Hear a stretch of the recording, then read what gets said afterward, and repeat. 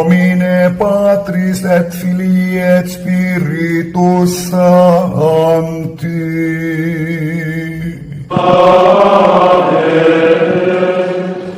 Dominus vobiscum.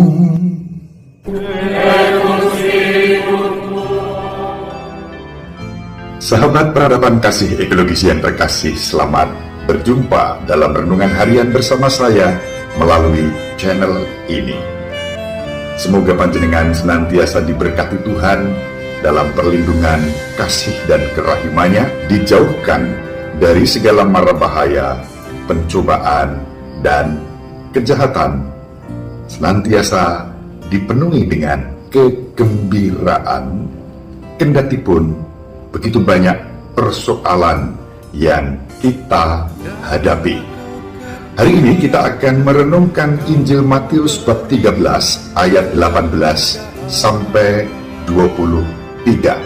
Kita sudah membaca bagian sebelumnya tentang Yesus yang menyampaikan perumpamaan mengenai penabur yang menaburkan benih sabda. Ada yang jatuh di tepi jalan, ada yang jatuh di atas tanah berbatu, ada yang jatuh di tanah dengan semak duri, dan ada yang jatuh di tanah yang subur. Hari ini, perikop yang kita baca dan renungkan menjelaskan makna dari perumpamaan itu. Kata kunci yang bisa kita pergunakan untuk memahami sabda ini adalah mengerti.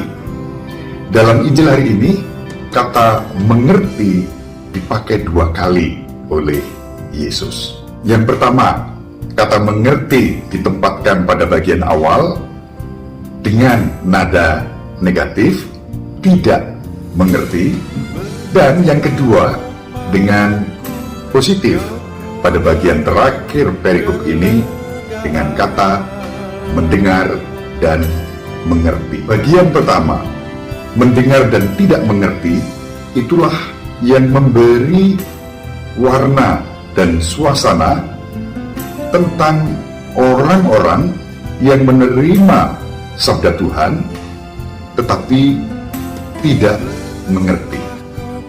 Benih yang jatuh di tepi jalan, benih yang jatuh di tanah berbatu, benih yang jatuh di semak berduri, menggambarkan sikap mendengar tetapi tidak mengerti. Sedangkan benih yang jatuh di tanah yang baik, tanah yang subur dan menghasilkan buah yang berlimpah adalah mereka yang mendengar dan mengerti sabda Tuhan. Nah, bagian pertama, mendengar tapi tidak mengerti, seperti benih yang jatuh di tepi jalan, tidak berakar, cepat berlalu. Mungkin masuk ke satu telinga, langsung keluar di telinga yang lain.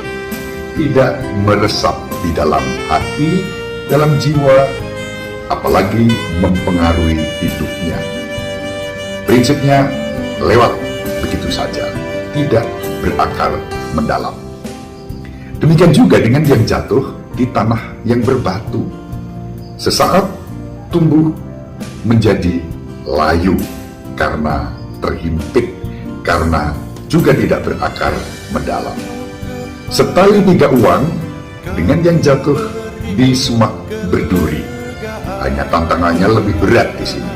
Semak duri menggambarkan kesulitan-kesulitan, cobaan-cobaan, rasa sakit dan kecewa yang membuat kemudian sabda itu tidak menghasilkan buah. Cepat hilang juga dari peredaran. Sabda Tuhan sebetulnya tidak pernah sia-sia disampaikan kepada kita, asal disposisi batin kita terarah pada sabda itu. Keterarahan itu secara sederhana digambarkan dengan mendengarkan dan mengerti. Cukup dengan mengerti sabda itu sabda itu sudah mempengaruhi kehidupan kita. Bagaimana kita bisa mengerti sabda Tuhan yang disampaikan kepada kita, atau sabda Tuhan yang kita baca? Dalam tradisi gereja Katolik, diajarkan kepada kita, pertama-tama kita bisa mengerti sabda Tuhan berkat bimbingan Roh Kudus. Bagaimana Roh Kudus membimbing kita? Melalui tradisi suci yang kita terima dari sejak zaman Yesus, para rasul, bapak-bapak gereja di abad-abad pertama, dan berlangsung diteruskan sampai hari ini dan di masa mendatang. Yang kedua, ada yang disebut magisterium, ajaran suci. Gereja memahami firman Tuhan dan mengajarkannya bukan menurut selera pribadi, tetapi dalam konteks tradisi suci dan konteks keseluruhan kitab suci. Maka kita tidak bisa membaca sabda Tuhan dalam kitab suci sepotong-sepotong sesuai dengan selera kita.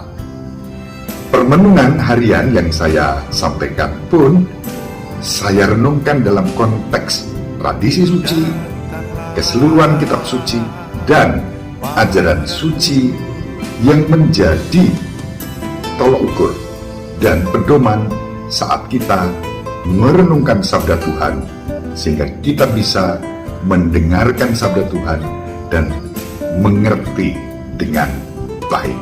Sahabat peradaban kasih ekologis yang terkasih dimanapun berada, mari kita saling mendoakan agar setiap kali kita mendengarkan sabda Tuhan, sabda itu tidak masuk telinga satu keluar telinga yang lain, tetapi biarkan sabda itu turun dan meresap dalam hati, jiwa, dan membentuk hidup kita. Dengan demikian, kegembiraan atas sabda itu juga akan bertahan, dan yang terpenting adalah sabda itu berbuah di dalam kehidupan kita sehari-hari. Sabda itu bermanfaat, membuat hidup kita terus-menerus diperbaharui. Maka, agar sabda itu berbuah di dalam kehidupan kita, kita bisa mendengarkan dan mengerti, dibutuhkan kerendahan hati dan kenalan. Tetapi langkah pertama untuk itu adalah mendengarkan dengan rendah hati dan mengerti. Dan ketika kita mengerti sabda Tuhan, kemanapun sabda itu akan menuntun dan membimbing kita dengan taat, kita mengikutinya.